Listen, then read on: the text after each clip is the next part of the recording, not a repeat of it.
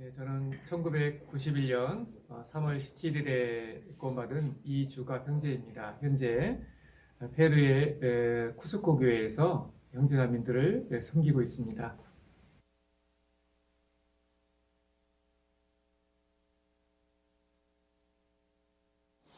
페루는 남아메리카에 위치하고 있고 인구는 3,400만 정도의 인구가 있습니다. 인구에 비해서 좀 땅이 크고요.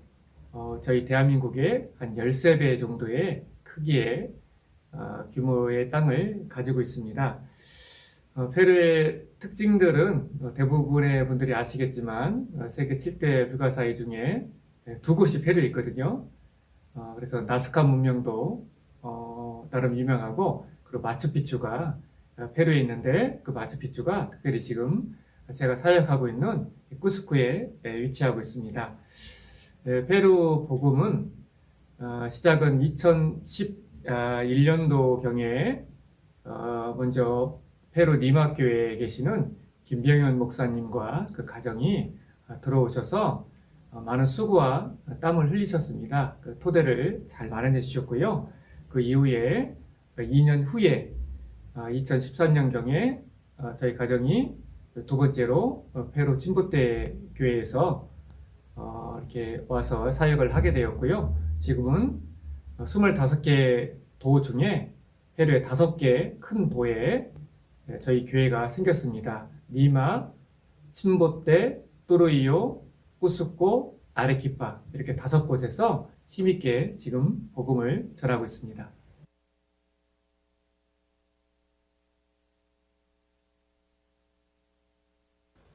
여러분들과 똑같은 청년 시절을 저도 보냈고요.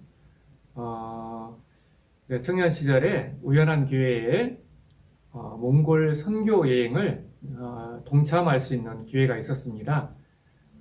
당시 지금은 목회를 내려놓으신 두봉님 목사님, 그리고 김호찬 목사님, 그리고 평신도로서 몽골 선교사로 가셨다 건강 문제로 잠깐 돌아와 계시는 우리 윤호영 목사님, 그리고 저하고 이렇게 동참할 수 있는 첫 번째 기회가 있었는데요.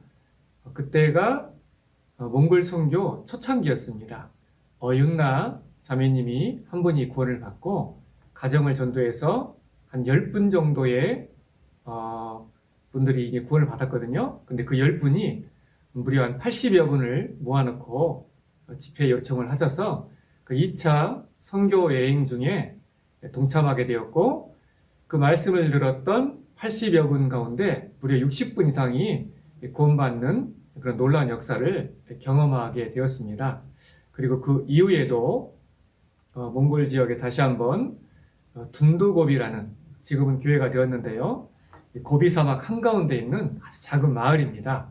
근데 그 마을에 한 자매님이 또한 구원을 받고 집회 요청을 해서, 그때도 김호찬 목사님과 함께 저희 서울교회 청년회 임원들 3분이 함께 갔는데요. 다 선교사가 되었습니다. 저, 그리고 우리 이양호 몽골 선교사님, 그리고 지금 미국 선교사님으로 계신 이지은 목사님, 이렇게 3명이 평신도로 또 이렇게 동참을 하게 되었고, 그때도 한 120여 분 이상이 말씀을 듣고 많은 사람들이 구원을 받고 교회가 세워지는 그 모습을 2번이나 체험적 신앙을 경험하게 되었습니다.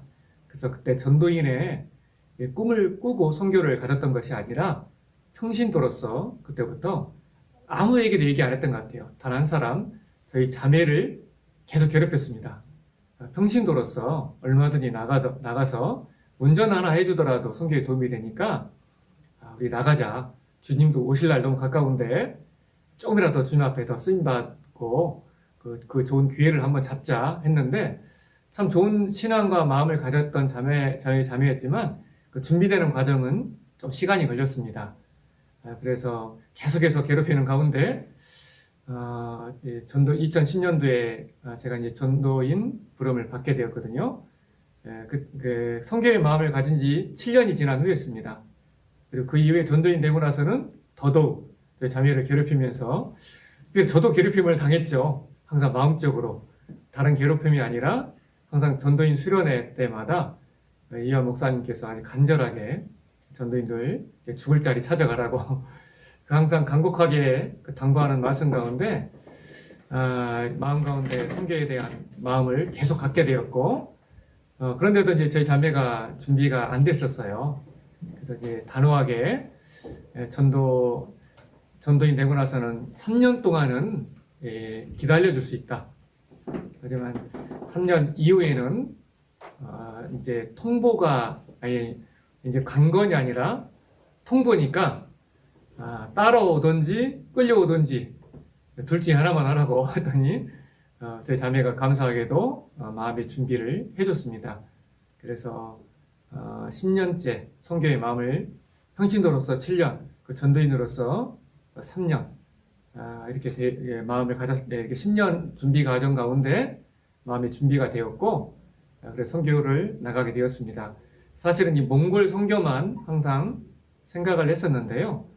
어느 날 신학원 강의, 전도인들 신학원 강의를 듣다가 홍정현 목사님께서 한 시를 읽어주셨는데 그 내용은 이렇습니다.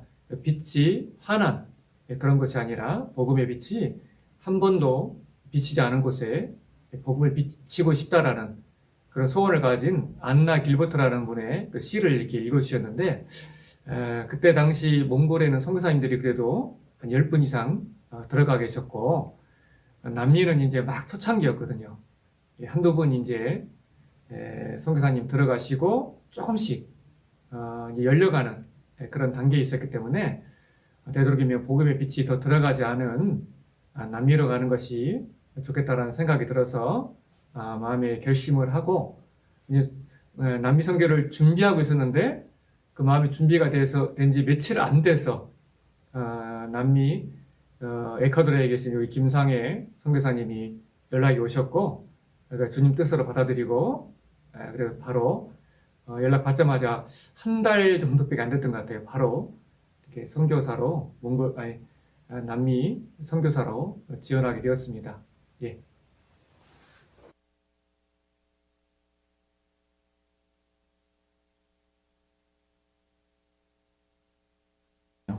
모든 말씀이 항상 은혜롭고 때에 따라 은혜에 따라 붙잡지만 선교 특별히 초기부터 선교지에서 많은 일들을 겪어가면서 수시로 마음가운데 새기는 말씀은 우리 사랑장이죠. 이 고린도전서 13장 그 7절 말씀을 참 좋아합니다. 모든 것을 참으며 모든 것을 믿으며 모든 것을 바라며 모든 것을 견디느니라. 우리가 구원을 받고 우리를 변화시키는 것도 주님의 사랑이고 선교지에서 사실 여러 일들을 겪을 수밖에 없는데 그 가운데서 주님 그 사랑 주 예수 그리스도께서 나를 위하여 죽으셨다. 복음의 유약이잖아요. 항상 그 사랑이 모든 것을 참게 하고 그리고 모든 것을 바라게 하고 무엇보다도 그 어떤 일을 당하더라도 견딜 수 있는 그 힘을 준다라고 생각이 듭니다.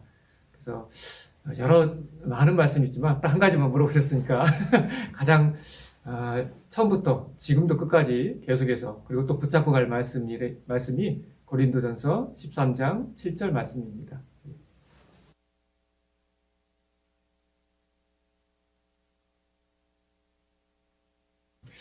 많은 하나님의 은혜를 선교지에서 경험했습니다.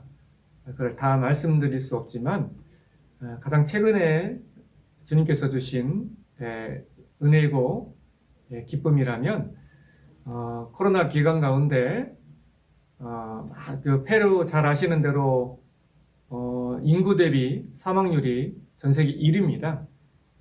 저희 쿠스코 성도님들은 80% 이상이 코로나에 걸리셨고 두 분의 성도님도 주님 품으로 가셨고 그 여러 우여곡절을 겪는 가운데서도 하나님께서 건축을 허락해 주셔서 교회당 건축을 완성할 수 있었고요.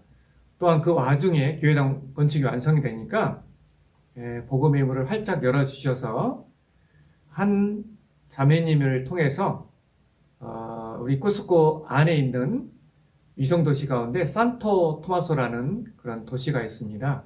그 도시에 처음에 그 자매님이 대학생인데요. 그런데 이제 대면 수업을 하지 못하게 되니까 비대면이기 때문에 인터넷으로도 수업을 들을 수 있잖아요. 그래서 이 시간을 헛되이 보내지 않겠다는 그런 각오를 하고 이 자매님이 시골에 있는 가족들 전도를 하러 갔습니다. 그래서 먼저 그 할머니 할아버지들 상담을 먼저 부탁을 했는데요. 그런데 이제 이게 그 상황을 전혀 모르고 이렇게 상담 부탁을 받았었는데 혹시 이왕에 그쪽에 갈 바에는 이왕에 그 몇 분 상담보다도 더 말씀 들을 분들이 있으면 집회를 할 수 있도록 한번 사람들을 한번 모아보라 했더니 자매님이 11분을 자기가 전도할 수 있다라고 그렇게 확답을 해주셔서 그 길이 참 멀어요. 그리고 이제 제가 있는 코스코는 아주 고산입니다. 3,400m.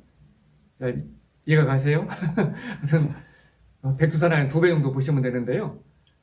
그런데 그 자매님 집은 4,000m예요. 거기 있는 곳은. 그리고 차로 8시간 이상을 가야 됩니다.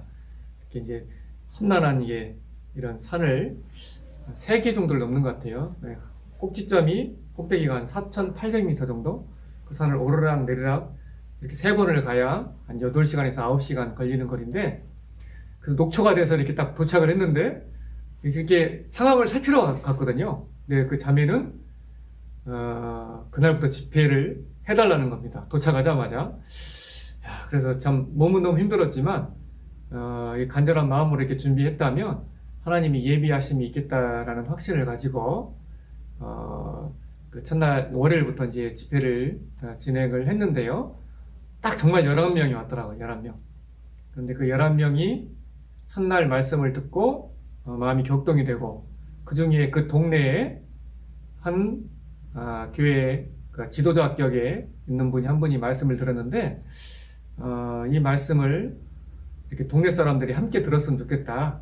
그렇게 해서 한 10년 전에 10여 년 전에 미국 선교사들이 나름대로 복음을 전해서 나름대로 교회당이 그 마을이 있어서 작은 마을인데 한 200명 정도 사는 마을인데 교회당 건물이 있는 겁니다. 그쪽으로 둘째 날부터는 그 자매님의 작은 한 15명 들어갈 수 있는 작은 이런 집이 아니라 그쪽으로 100명 이상 들어갈 수 있는 그 교회당에서 둘째 날부터 성경 강연회를 진행하게 되었고, 둘째 날에는 40명, 그리고 점점점 많아져서 복음을 풀 때는 그 80명 이상의 200명 중에서 80명 정도가 말씀을 들은 거예요. 잘 아시겠지만 해외에서도 한국보다 좀 순수한 곳은 맞지만 한 번 듣고 구원받는 분들 많지 않습니다. 그런데 적어도 몇몇 분들은 구원을 받았어요. 그래서 그게 시작이 되어서 작년 3월이거든요. 3월부터 지금도 계속 진행형입니다.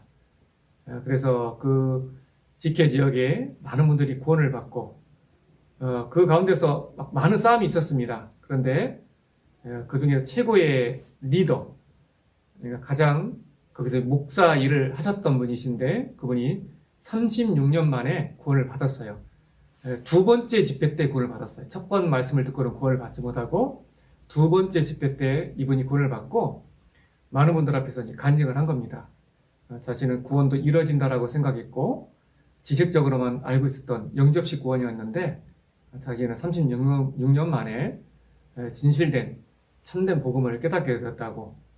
그 간증 하나가 모든 걸 다 바꿨어요. 많은 위기가 있었는데 그래가면서 직회교회가 자리를 잡게 되고 그 옆에 있는 아깝고 교회에 또 복음이 소문이 나서 그 동네도 똑같이 교회당이 있어요. 목회자는 없고요. 거기에도 복음을 전해달라는 그 소문이 나니까 이제 또 부탁을 받고 그렇게 해서 그쪽 산토 토마스라는 그 지역 안에 78개의 마을이 있는데 그 중에서 5군데에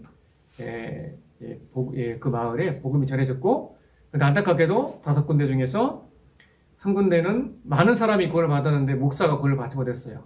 결과는 뻔합니다. 우리 교회 역사 가운데 항상 그랬습니다. 그래서 그 목사가 대적하고 우리를 배척했기 때문에 거기서 구원받은 몇몇 분들만 지금 우리 말씀을 공급받고 있고, 그곳 한 곳만 교회로 온전히 서지 못하고 네 곳은 온전히 굳건하게 세워졌어요. 가장 마음이 은혜가 됐던 곳은 두 번째 그 마을 아까코라는 마을인데요. 선교 나온 지 10년이 되었는데 집회에서 뭐 한 번에 막 뭐 많은 사람들이 구원받는 역사는 거의 드뭅니다. 어디나. 그런데 놀랍게도 처음으로 저도 10년 만에 처음 경험해봤던 것 같아요. 특별히 청년들이, 여러분들 같은 청년들이 많이 있었거든요. 청년들이 이해력이 더 뛰어나서 그런지는 모르겠어요. 집회 이후에 정말 20분 이상이 구원을 받았어요. 정말 확실하게. 나중에 간증도 다 확인해 봤거든요. 그래서 여기서 가장 큰 에피소드를 말한다면 많은 분들이 구원을 받으니까 이분들이 침례식을 원하는 겁니다. 그래서 그럼 어디 좋은 장소가 있냐 물어봤는데 좋은 장소가 있다라고 데려간 곳이 이제 그 만년설 아시죠? 그 만년설에서 내려오는 그 빙하에 그 얼음 내기 일부 직전에 그 물에서 침례식을 하겠다라는 겁니다. 그래서 구원받은 분들이 많이 있다 보니까 딱 물에 들어갔는데 딱 1분도 안 돼서 하체가 마비가 되더라고요. 근데 쫙 18명이 막 줄을 서 있는 거예요. 사실 더 서 있었는데 너무 추워서 도저히 안 되겠더라고요. 그래서 이 노인분들은 큰일 나겠다 싶어서 나이 드신, 연세 드신, 구원 받으신 분들은 들어오지 않는 조건 하에서 18분을 침례식을 하는데 끝나고 나서 정말 죽다 살았어요. 몸이 뭐 한 분 한 분은 계속 들어오시면 끊이지 않고 막. 아무튼 그게 너무나 행복한 에피소드인데 그리고 이제 그렇게 아무튼 복음이 전해지고 지금 사도행전을 이뤄가고 있습니다. 그 이후에 힘있게 복음이 전해지면 당연히 어떤 일이 있죠? 마귀가 또 가만히 있지 않잖아요. 그래서 뭐 목사 연합회를 해서 저희 교회를 찾아와서 저 보는 앞에서 막 이 마귀 자식아 먹여가면서 대적하는 그런 목사들도 찾아오고 우리가 복음 전했던 그 마을 찾아다니면서 계속 방해하고 그런 일이 지금도 계속 일어나고 있고 그런 가운데서도 계속 복음이 전해지고 있습니다. 그래서 특별히 그래서 지금 산토토마스 그 지역에만 한 10개월 동안 그런 온갖 핍박과 그런 여러 가지 과정들을 이겨가면서 적어도 한 100여 분 이상의 구원받은 분들이 지금 계신 것 같아요. 그렇게 파악이 됩니다. 그 산토토마스 지역에 더욱더 힘있게 복음이 전해질 수 있도록 기도해 주시기를 부탁드립니다.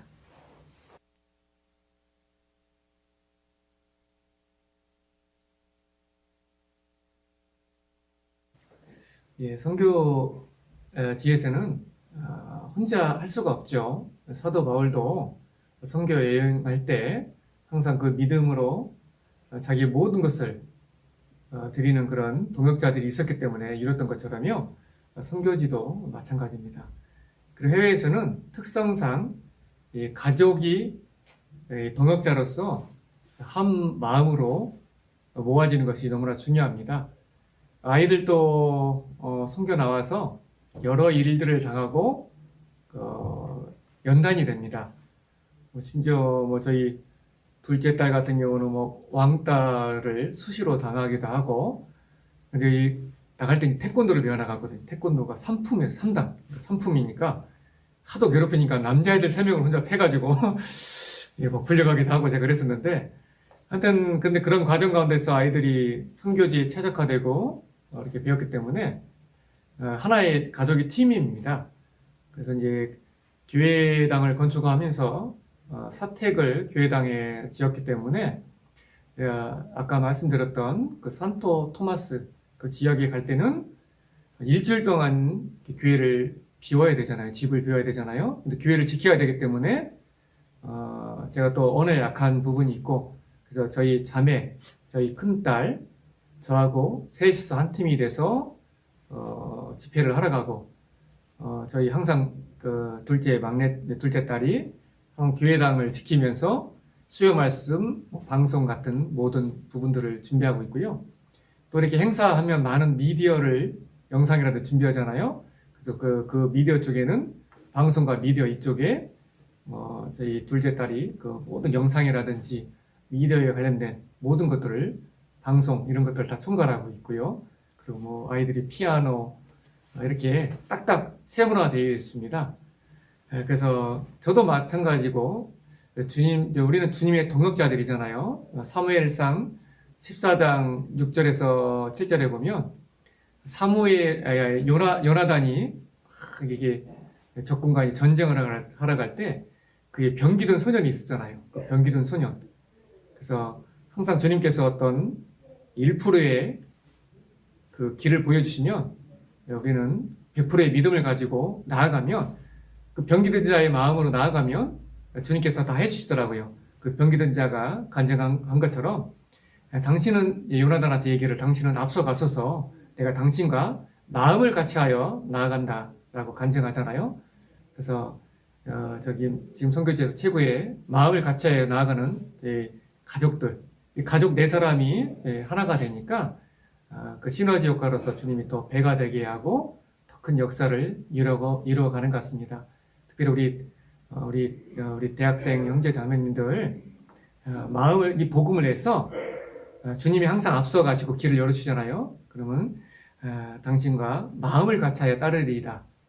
그래서 그 주님의 마음을 헤아리고 그 동역하는 형제자매들이 많이 계시다면 지금보다 더 큰 역사를 주님께서 보여주시리라 확신합니다.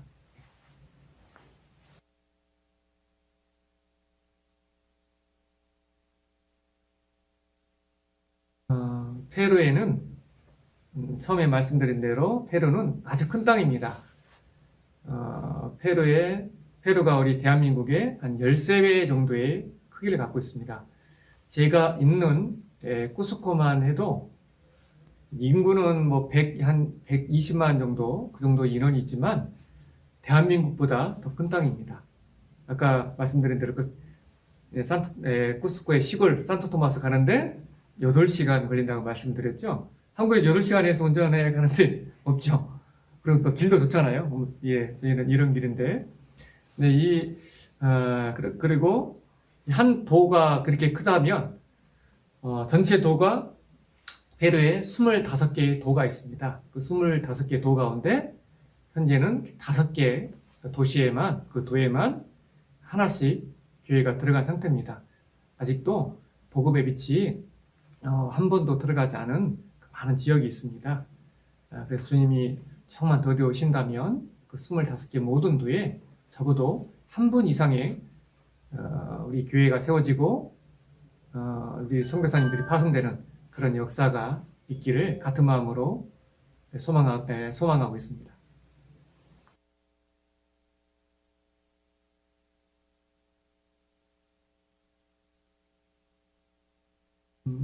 말씀드린 대로 좀 많은 사람들이 잘 안 믿으시는데 전 개인적으로 상당히 내성적인 사람입니다. 구원을 받고 나서도 이렇게 되게 내성적이어서 사람 얼굴도 저는 못 쳐다봤던 사람이거든요. 그런데 주님 앞에 쓰임 받고 싶었던 그런 마음은 항상 있었던 것 같아요. 그래서 항상 오면은 혼자 몰래 뭐 화장실 청소하고, 그런데 이제 이렇게 교제를 하더라도 이렇게 내성적이어서 말도 적고, 그런데 하나님께서 어떻게 저 같은 사람을 이렇게 말씀 전하는 또한 무엇보다 선교사로 세우시는지 모르겠습니다. 다른 어떤 비전을 품었다기보다는 주님께서 주신 그 사랑이 너무나 컸거든요. 많은 청년시절에도 간증을 했던 내용인데, 십자가에는 두 가지 의미가 있잖아요. 예수 그리스도께서 나를 위하여 죽어주셨고 나를 사랑하셨다. 그 십자가에는 사랑의 확증도 있지만, 저도 이제 18회의 구원을 받았거든요. 1991년도에 18회의 구원을 받고 여러분들과 똑같은 청년 시절을 겪었고 서울교를 벗어나지 않고 이렇게 신앙생활을 했습니다. 서울교 토박이 출신입니다, 제가. 근데 그 가운데서 항상 처음에는 그냥 주님께 나를 사랑하셨다, 그 십자가의 의미만 알다가 이렇게 참 너무나 시스템이 잘 되어 있잖아요.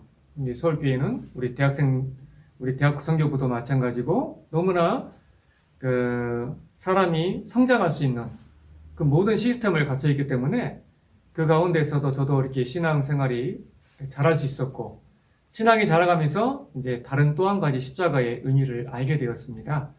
십자가에는 사랑의 확증만 있는 것이 아니라 고린도전서 5장 14절 말씀처럼 그리스도의 사랑이 나를 강권하신도다 그 말씀처럼 십자가에는 사랑의 확증도 있지만 사랑의 요구도 있구나.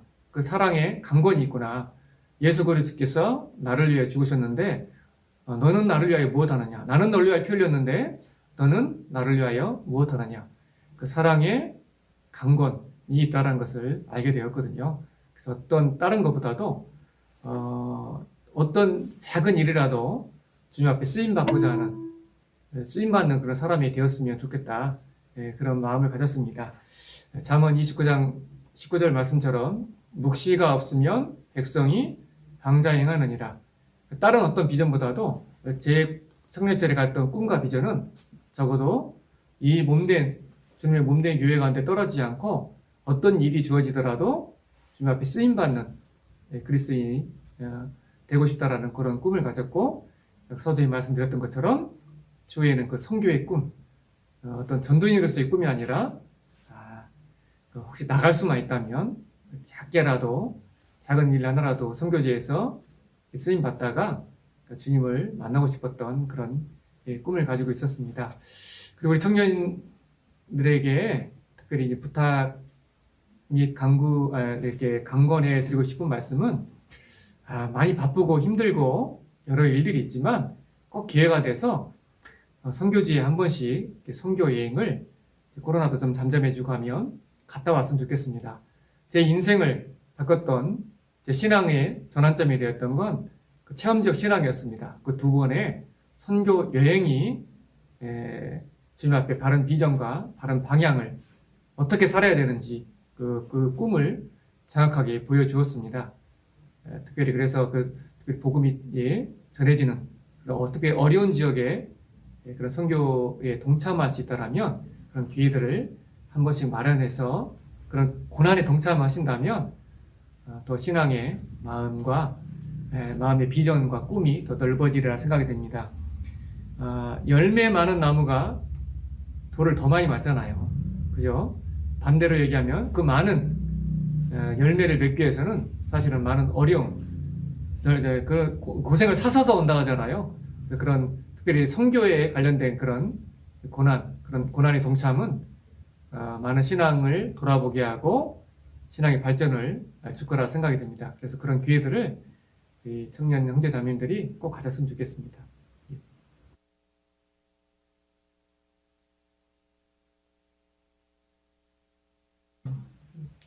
아까 비전에 대해서 말씀드린 것처럼 우리 페루 25곳에 꼭 이렇게 저희 교회가 세워질 수 있도록 기도해 주시고요.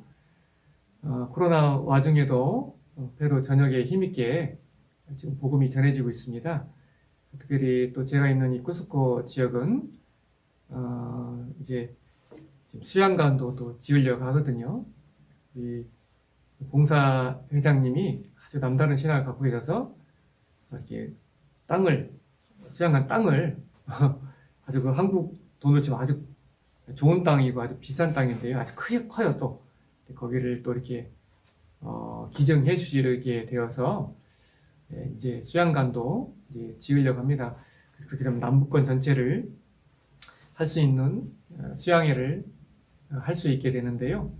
그렇게 되면은 적어도 수양관이 바로 지어지기만 해도 벌써 300분 이상이 바로 모일 수 있는 그런 인원이 됩니다. 그 이후에 계속해서 복음이 전해져서 주님이 10년만 더 뒤오셨으면 좋겠어요. 그러면 1000명 이상 모일 수 있는 수양관을 만들고 그래서 이렇게 1000명 이상의 복음을 전하고 그 남북권뿐만 아니라 그런 형태로 페루 전역에 적어도 복음의 빛을 한 번 정도 모든 사람들이 들어보고 때로는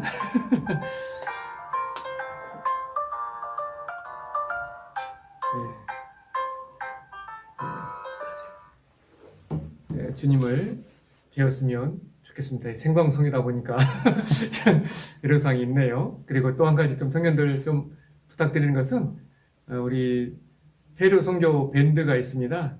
그곳에서 작은 관심과 그 댓글 하나가 또 많은 우리 선교사님들에게 힘을 주니까요.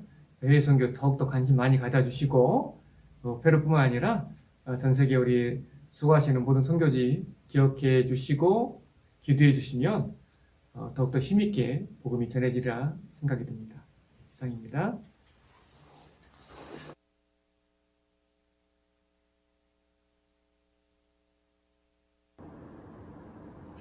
안녕하세요. 96년 2월 13일에 구원받은 엄문국 형제입니다. 현재 베트남 사이공 교회에서 함께 교제하며 복음 전하고 있습니다.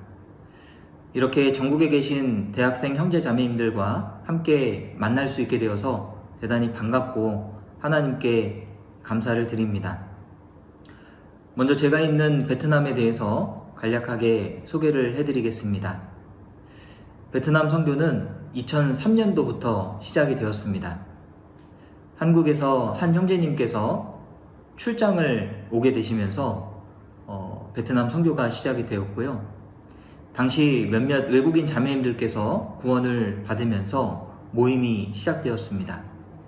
그 이후로 모임 장소를 마련하게 되고 한국에서는 단기로 선교사를 파송하면서 복음의 씨앗을 뿌리기 위해 애를 쓰셨습니다. 그리고 2011년 첫 상주 전도인이 파송되면서 베트남 선교가 본격적으로 시작되었다라고 할 수 있습니다. 그래서 현재 베트남에는 2개의 교회, 또 2개의 선교원, 그리고 1개의 모임이 있습니다. 베트남은 남북으로 길이가 긴 나라인데요. 북쪽에 수도 하노이가 있습니다. 하노이에 하노이 교회가 있고요. 60여 분의 성도님들이 함께 교제하고 있습니다. 제가 있는 곳은 남쪽인데요.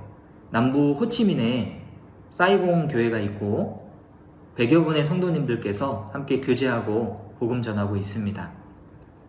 2개의 선교원은 각 교회에서 3시간 정도 떨어진 곳에 위치하고 있는데요. 하노이 교회에서 3시간 떨어진 하이퐁이라는 도시에 선교원이 있습니다.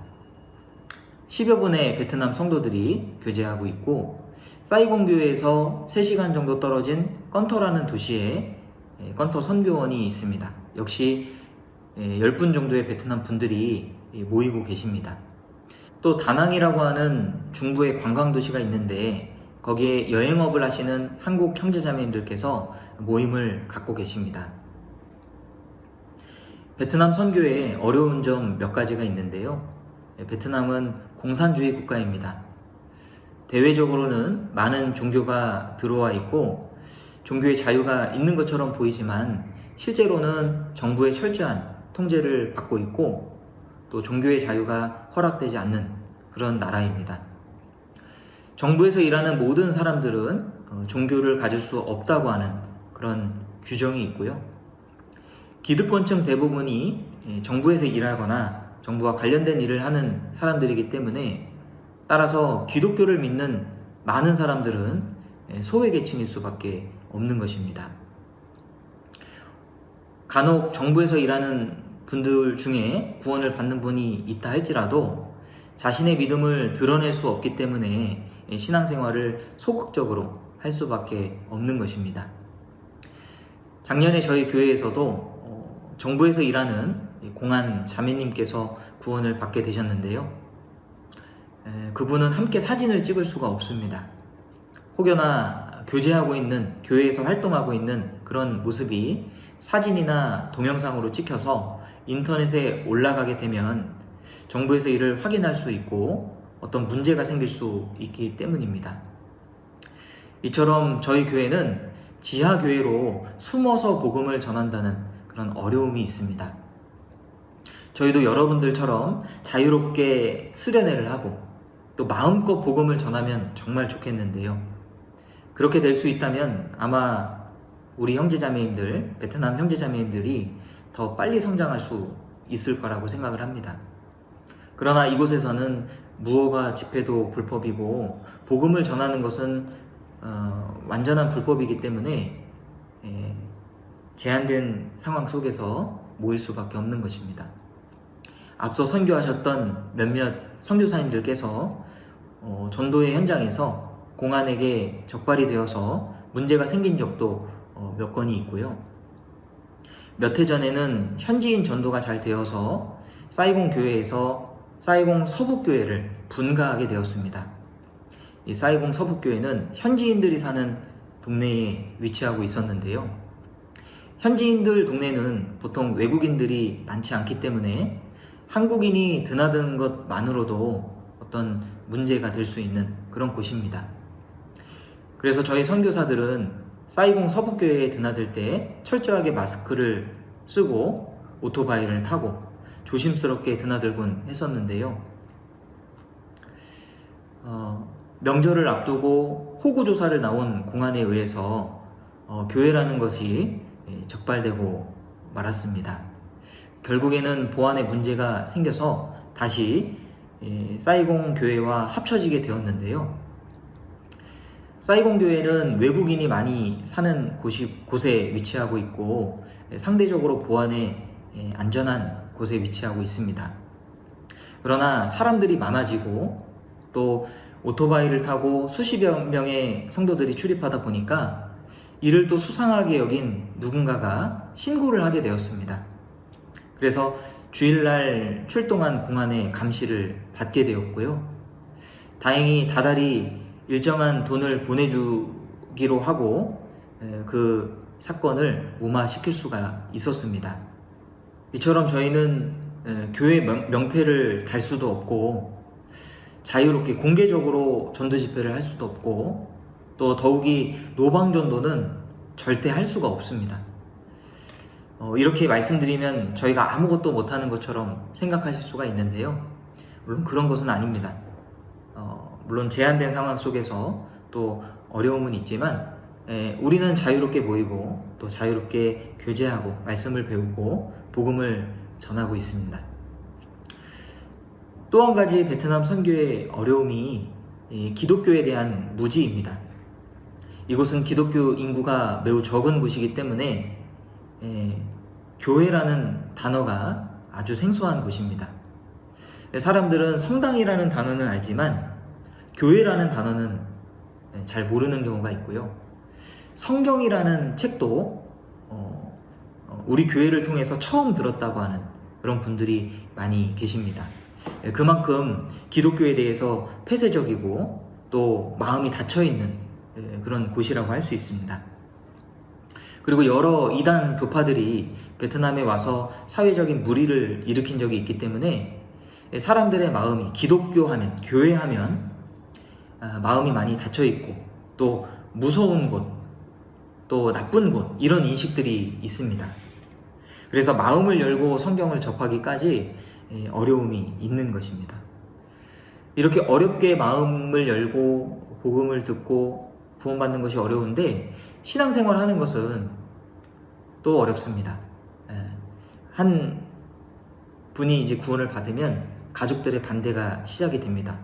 이곳은 유교적인 영향을 많이 받았기 때문에 제사 지내는 문화 그리고 우상을 섬기는 문화가 사회 전반에 만연해 있습니다. 그래서 한 사람이 구원을 받고 교회를 나가면 바로 제사 문제가 걸리고 가족들의 반대에 부딪히면서 어려움을 겪게 됩니다. 그래서 우리 자매인들 중에는 핸드폰을 뺏기고 집에 감금되는 교회를 못 가게 하시려고 그런 분들도 계시고 아직도 부모님이 무서워서 자신의 믿음을 드러내지 못하고 몰래 교회에 나오는 그런 형제자매님들도 계십니다. 우리가 선교라는 것을 생각하면 많은 사람들이 참석하고 많은 사람들이 한 번에 구원을 받고 그런 감동적인 장면을 생각하게 되는데요. 그런 것을 생각하고 베트남 선교를 바라볼 때 실망이 되는 것도 사실입니다. 제가 처음 베트남에 와서 집회를 했을 때 새로 참석한 분이 한 명이었습니다. 새로 참석하는 분들이 적으면 함께 전도하는 우리 형제자매님들도 또 힘이 빠지고 또 썰렁하지 않습니까? 그런데 그분이 구원을 받으셨습니다. 그래서 지금까지 잘 나오고 계시고 또 가족들을 전도하고 또 또 친구들을 전도하고 있습니다. 탈무드에 보면 한 사람의 생명을 구하는 것이 세상을 구하는 것이다, 이런 말이 있는데요. 우리 주님께서도 한 영혼의 가치가 천하보다 귀하다고 그렇게 말씀해 주셨습니다. 복음 전하기 어려운 것은 사실이지만 한 사람 한 사람이 정말 구원을 받고 또 그들의 인생이 변화되는 것을 우리는 볼 수가 있습니다.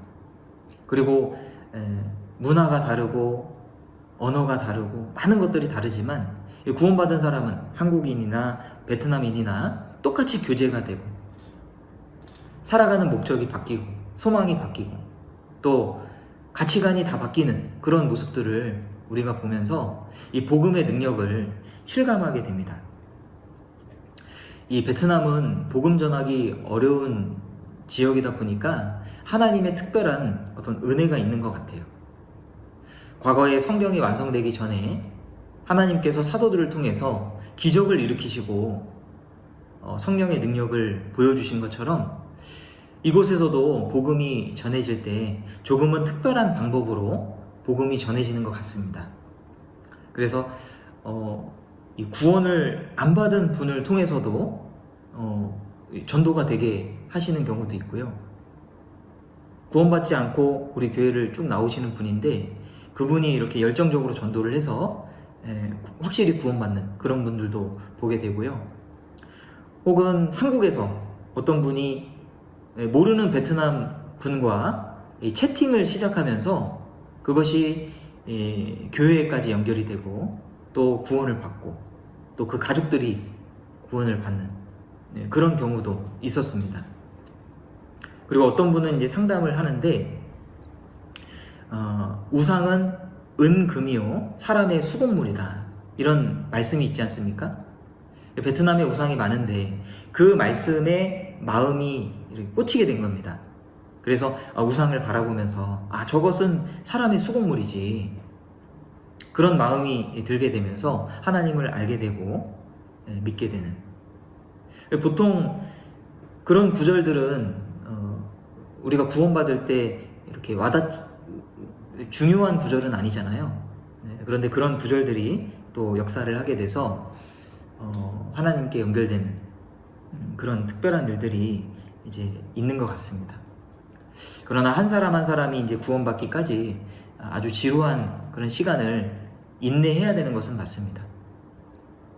작년 저희 교회를 통해서요 20명의 귀한 영혼이 이제 구원을 받게 되었습니다. 베트남은 작년 여름부터 코로나가 심해지기 시작했는데요. 코로나로 인해서 도시가 봉쇄되기 전까지 교회당에서 매주 전도 상담이 진행되었습니다. 매주 전도 상담이 있으니까요 구원받은 사람들도 이렇게 많이 생겼습니다. 작년에 구원받은 분들이 다 교회당에 있는 것은 아니지만 그래도 확실히 구원받은 분들이 많이 계시고 또 지금까지 교제 안에서 성장하고 계신 분들이 많이 계십니다. 그래서 정말 즐거웠고요. 아마 코로나가 없었다면 복음이 더 많이 전해졌을 텐데 코로나가 정말 야속하게 그렇게 느껴졌습니다. 동역의 중요성에 대해서 질문해 주셨는데요. 아마 이번 수련회를 통해서 동역자의 필요성과 중요성에 대해서 많이 배우셨을 것 같습니다.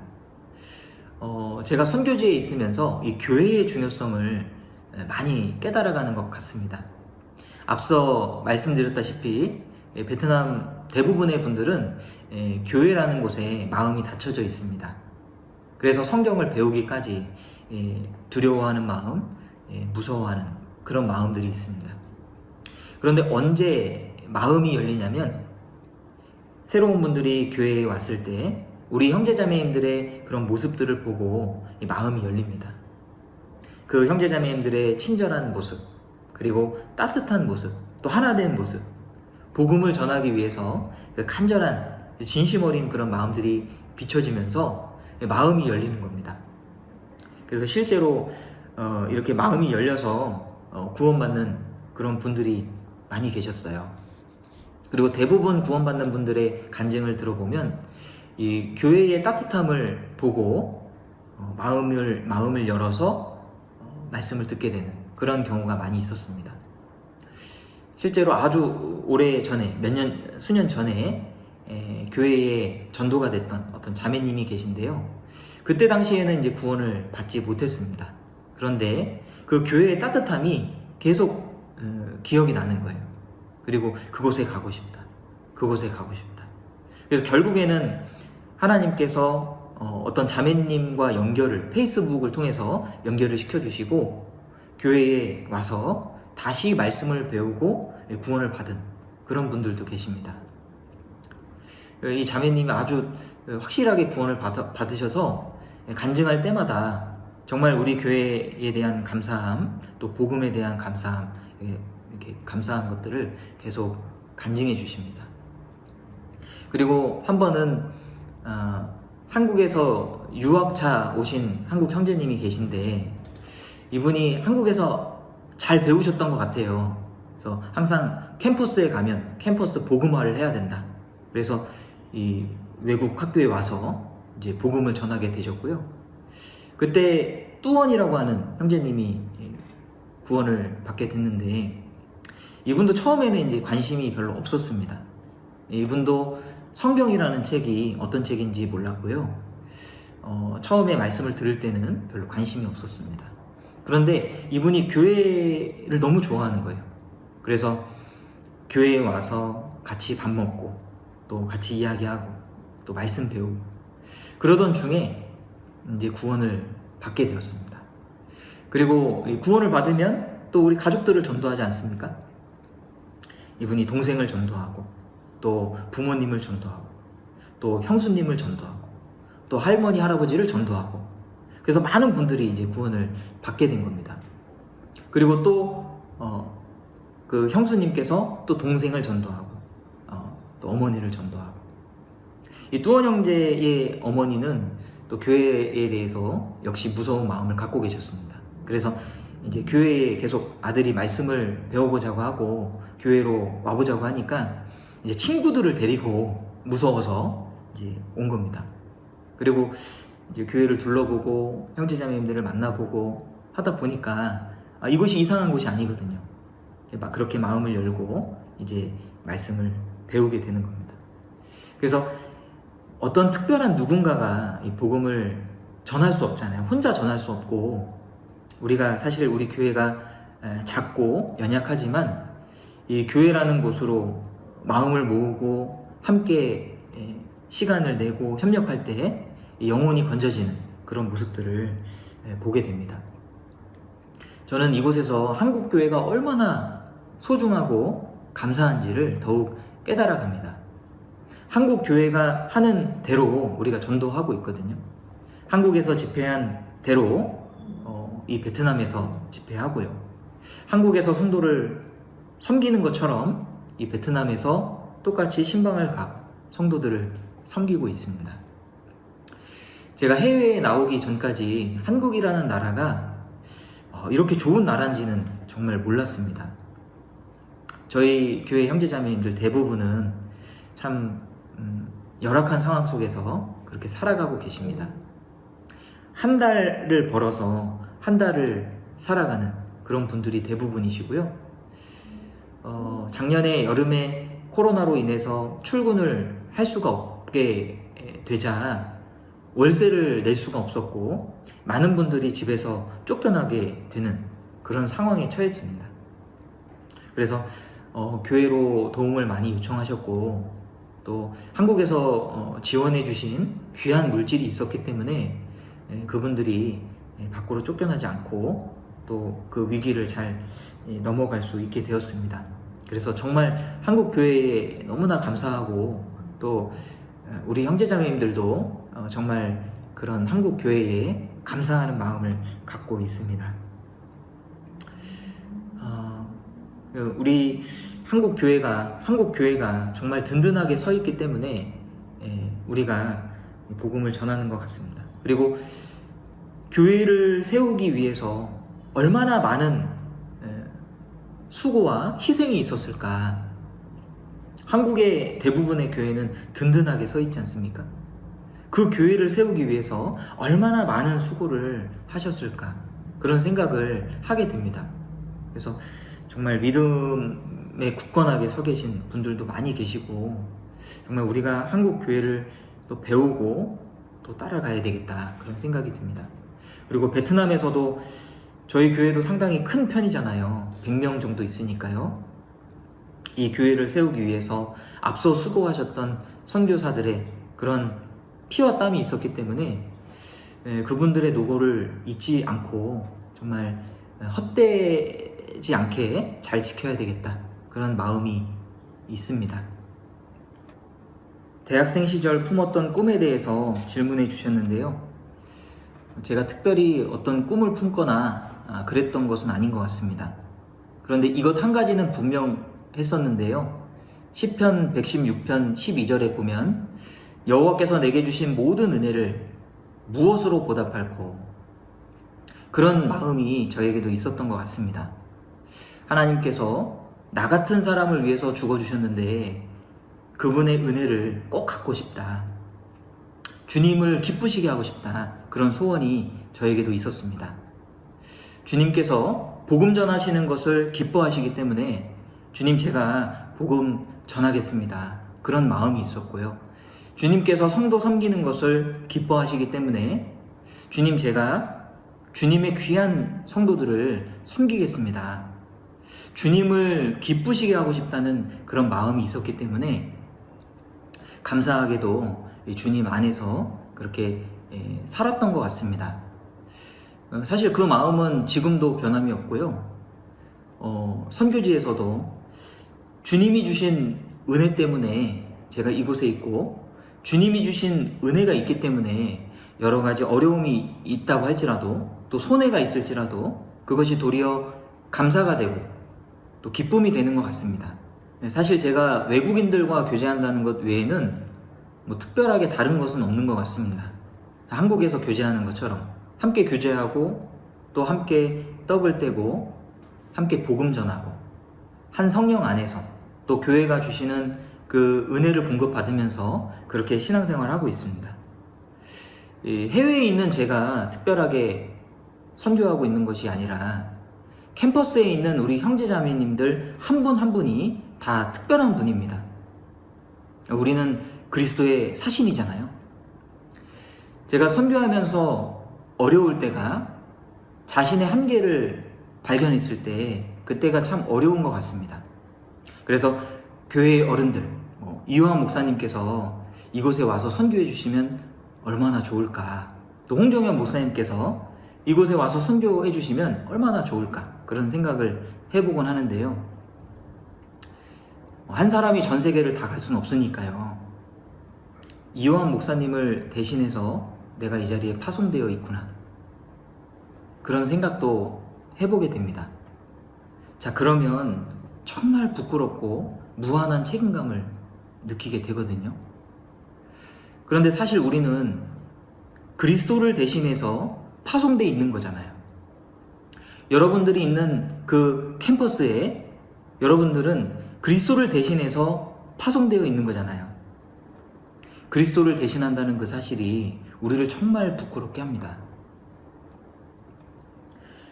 대학생 시절 돌아보면 정말 헌신된 분들, 또 본이 되어주시는 분들 많이 계셨던 것 같아요.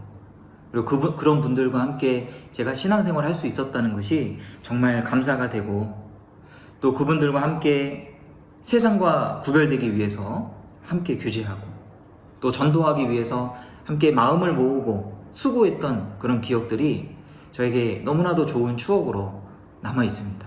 그리고 그때 배운 것들이 지금 여전히 선교 현장에서 적용되고 있고요. 달라진 게 아니라 그때 했던 것 그대로가 지금 적용되고 있습니다. 그래서 우리 대학생 형제자매님들, 이 시기가 너무나도 중요한 시기인 것 같고요. 하나님의 말씀을 마음에 심고 또 하나님을 위해서 어떠한 일을 할 것인지 그 비전을 품고 살아가시면 반드시 하나님께서 우리 형제자매님들 귀한 곳에 사용하실 것 같습니다. 지금 마지막 때잖아요. 전 세계 곳곳에 복음의 문이 열려지고 있습니다. 정말 일꾼이 너무나도 필요한 그런 시대에 우리가 살고 있는 겁니다. 그래서 우리가 각자 주님의 그 뜻대로 각자 충성되이 살아갈 때 하나님은 반드시 우리를 훈련하시고 우리를 인도하시고 주님의 귀한 일꾼으로 사용하실 겁니다. 우리 형제자매님들 어려운 일이 있다 할지라도 절대 포기하지 마시고요.